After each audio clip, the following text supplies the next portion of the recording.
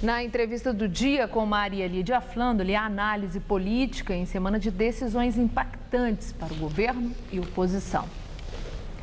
Entrevista o cientista político Fernando Schuller, professor do INSPER. Muito obrigada, professor, por estar conosco. Nessa semana, uma grande expectativa, o anúncio do possível desligamento, o provável, eu não sei exatamente que termo devemos usar, do PMDB, da base do governo Dilma. Bom, qual é a jogada do PMDB? O grande partido que tem 7 ministérios, centenas de cargos públicos, sem contar o vice-presidente da República, prefeitos, governadores e também tantos vereadores Brasil afora. Maria Lídia, existem muitos PMDBs. O PMDB ele é uma federação de lideranças regionais, cada qual com a sua visão, etc., com o seu tipo de negociação com o governo, né? Então você tem aí no mínimo, da base na Câmara do PMDB, você tem mais de 30 deputados, pouco mais do que isso, que já se definiram pelo impeachment, né? Então estão fora do governo. Que você tem 7 ministros, né, e uma pequena base ainda que se mantém fiel na Câmara, né? A impressão que se tem é que o PMDB vai rachar. O PMDB é o partido do eufemismo, né? Como é o único partido do mundo que diz assim, vamos romper com o governo eventualmente daqui a um mês. Então é um negócio realmente fantástico, né? A tendência é que amanhã seja tomada uma decisão não definitiva, ou seja, não impositiva, né, que permita ainda alguma margem de negociação para a permanência dos 7 ministros no governo. Quer dizer, não quer dizer amanhã que parlamentares do PMDB votem necessariamente contra a presidente Dilma no processo do impeachment? Olha, na convenção do PMDB foi decidido lá no finalzinho da convenção que dos 30 dias esses, nenhum PMDBista assumiria cargos no governo. 3 dias depois, o PMDB assumiu o Ministério da Aviação Civil. O ministro foi expulso? Não, né? Então, quer dizer, mesmo que a direção do PMDB amanhã defina a saída do governo ou dê um indicativo da saída do governo, que seria uma espécie de eufemismo, muita gente pode desobedecer e não vai ser expulsa do partido. Então, a tendência é o racha, realmente, do PMDB. Agora, diante da incapacidade do PSDB e do PT conseguirem um entendimento, uma coalizão para a união do país em busca de uma solução da crise e prevalência da governabilidade, o Michel Temer se apresentou como grande articulador dessa possibilidade de construção de uma união nacional e promoção do diálogo. Temer é o novo cara, aquele que tem a capacidade para aglutinar as forças políticas e, de fato, promover um pacto nacional que construa caminhos para a superação de toda essa crise que aí está. Eu ia brincar, só falta o Obama dizer o Temer é o cara agora. Pois é, estou perguntando se ele é o cara. Né? Eu diria o seguinte, primeiro, eu tenho uma visão muito simples sobre a crise brasileira. O país está quase um ano praticamente parado, né, assistindo, todo mundo está muito esclarecido sobre as razões, se houve ou não natureza jurídica, crime de responsabilidade, infração à lei orçamentária. Não há nenhum deputado hoje na Câmara dos Deputados que realmente não tenha todo o esclarecimento necessário. Então, a única forma de começar a resolver essa crise é votar de uma vez por todas, né? E se espera que se faça isso daqui a, sei lá, 20 dias, 25 dias. Se o governo tiver 172 votos, não tem impeachment. Se a oposição tiver 342, tem impeachment. Eu acho que nesse momento não tem acordo na nossa visão. Temer, eu acho que o vice-presidente Michel Temer mantém uma posição boa, ou seja, ele se mantém aliado ao governo, de alguma maneira, mas se coloca como alternativa institucional, que é o seu papel institucional, não é? Então, digamos assim, eu acho que o Temer pode ser o homem certo para o momento certo. É um político moderado, é um político conciliador, ele é agregador, né? Aparentemente está fora dessa avalanche de escândalos de corrupção. Então, o Temer pode ser, eventualmente, na votação do impeachment, o homem certo na hora certa. Há sinais nesse universo político, daquele chamado efeito dominó, como estão comentando, de que com o desligamento do PMDB da base de Dilma, os partidos menores, os tradicionalmente fisiológicos, possam entrar numa debandada? Sem dúvida nenhuma.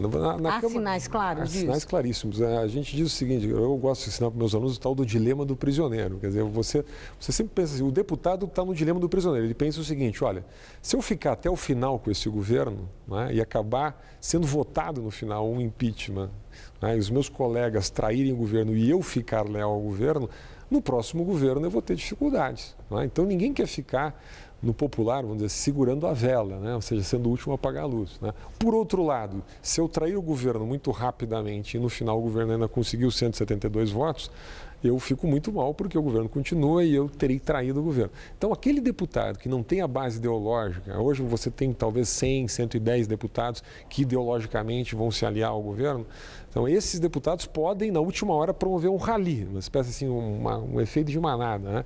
E isso, realmente, o Palácio do Planalto teme muito. Eu acho que a decisão do PMDB vai afetar muito essa escolha final. Hein? Bom, a presidente Dilma, né, ela tem uma fragilidade evidente, mas ela não está morta. A caneta ainda tem tinta, o governo tem argumentos e tem condição de cooptar esses que têm as suas razões, os seus interesses para ficar no governo? Essa é a pergunta de $1 milhão. Né? Eu vou dizer assim, o governo tem milhares de cargos, tem emendas parlamentares, tem, enfim. O problema é Mas saber na condição em que está, seduz? O problema é saber se esse cheque tem fundos, né? Se ele pode entregar isso que ele promete. Né? A minha impressão é que o governo precisa claramente demonstrar para isso que a gente chama de base não ideológica, assim, a base que negocia, né? Se ele tem 170 votos, 172 votos no Congresso. Esse é o ponto central. Né? Isso nós vamos saber nos próximos 10, 15 dias. Hoje, na minha visão, o governo não tem esta base e por isso há esta sangria. Né? Parece que esta ideia, a presidente Dilma é muito inábil, a coordenação do político continua falha, o presidente Lula não assumiu. Hoje o aspecto, eu estava assistindo agora no jornal, o aspecto até físico do presidente Lula demonstra assim, uma tensão extrema, quer dizer, quase uma depressão do ex-presidente Lula. Quer dizer, o governo vive um péssimo momento. Não é? Nesse momento eu diria, a resposta é não. Agora, tudo pode mudar, quer dizer, na insegurança dos próximos dias. Né? E o PSDB? O PSDB se colocou numa posição cheio de exigências para cima de Michel Temer e levou um chega para lá. O PSDB corre o risco de ser a próxima vítima do PMDB? Em toda essa movimentação, Michel Temer, de alguma forma, se apoderou do discurso do PT, porque fala em programas sociais para combate à desigualdade, se apoderou do discurso do PSDB, admitindo a necessidade de um ajuste fiscal, mesmo que não seja tão duro, de reforma de previdência, qual seja, o PMDB também tem ali um olhar centrado para esvaziar o PSDB e deixar o caminho livre para 2018? Não, o governo Temer, se ele vier a ocorrer, né, acontecer, se houver impeachment, ele não será um governo do PSDB, vai ser um governo de coalizão, né, vai começar com uma base muito grande, que é a base dos 342 deputados no impeachment, né, que aprovaram, que terão eventualmente aprovado o impeachment, portanto é um governo forte. Ao contrário do que algumas pessoas imaginam, eu vejo nos debates, é um governo que nasce com uma base que pode aprovar a emenda constitucional. A emenda constitucional é 318 votos, então vai ter uma margem para aprovar. O que, na minha visão, com aquele programa Ponte para o Futuro, que o PMDB apresentou, tem ali? Que tem o programa econômico do PSDB, né? Tem o dedo do Armínio Fraga, ou seja, da equipe econômica do PSDB, que, na minha visão, de alguma maneira, é o programa do Aécio. Né? Mas isso não significa... Mas isso fortalece ou esvazia o PSDB? Eu acho que isto tende a fortalecer o PSDB na medida em que esse programa pudesse ser implementado politicamente, um conjunto de reformas começarem a andar no Congresso Nacional, né?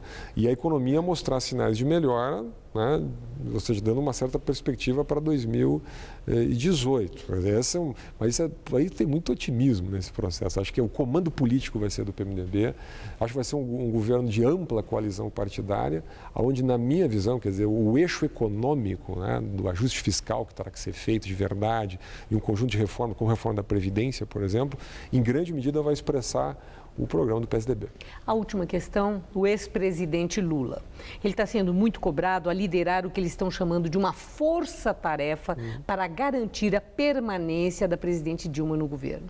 Lula tem ainda a energia e a força para conseguir esse intento de que é salvar o poder do PT, o governo do PT, considerando tudo que Lula tem sido alvo, as denúncias, investigações, até pedido de prisão preventiva, o impedimento dele se tornar ministro, né, esse impasse que muito possivelmente nessa semana a gente tenha uma solução, mas Lula ainda tem poder que já teve há bem pouco tempo.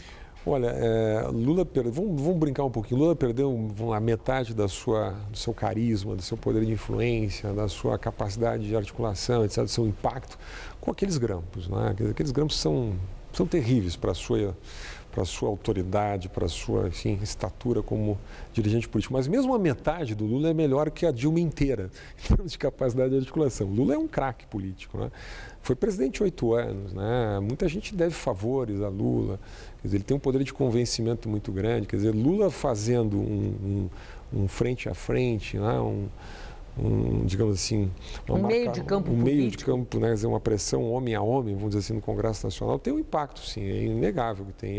E eu acho que o melhor caminho para o Lula nesse momento é uma certa humildade, que ele, elas vem demonstrando nos últimos dias. As entrevistas coletivas que nós assistimos dele mostram um pouco o Lula um pouco diferente, fazendo inclusive um elogio ao Sérgio Moro, que eu não vi ele fazendo. A Moro que eu não vi ele fazendo há muito tempo, né? Então, quer dizer, acho que não resolve o quadro, mas melhora um pouquinho a posição do governo. Sim. Muito obrigada, professor. Obrigado, Marilide. Uma boa noite. Boa noite. Gabriel.